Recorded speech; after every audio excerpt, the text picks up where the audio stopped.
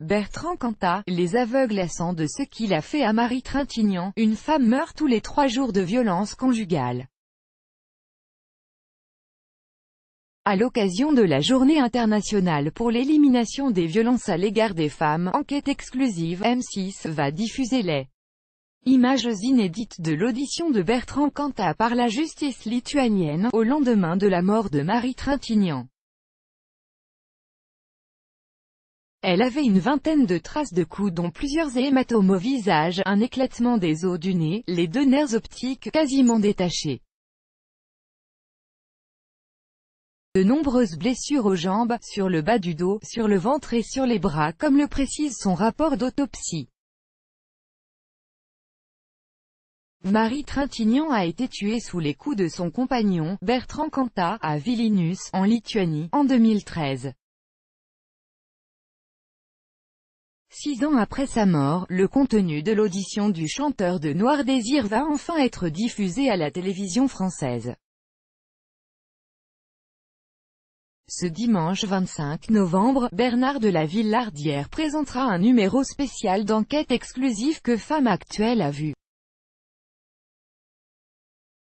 Le site rapporte quelques passages glaçants des déclarations du musicien, enregistrées le 21 août 2003, soit 3 semaines après la mort de Marie Trintignant. Il explique à propos de leur dispute qui a dégénéré: « Elle est devenue très agressive, très hystérique et elle m'a frappé d'un coup de poing au visage. Elle m'a donné un coup de poing et ensuite elle m'a agrippé. Le coup. J'avais des traces partout, ça se passe dans la folie, dans la furie. Vous savez, c'est difficile de décrire ça précisément. C'est dur en plus pour moi. Elle criait tout le temps. Jusque-là, moi, je ne l'ai pas touchée.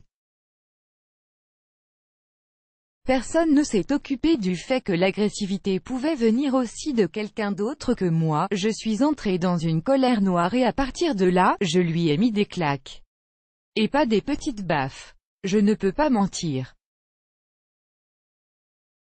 C'est des grandes baffes et j'avais des bagues à mes doigts. C'est parti comme on lâche une.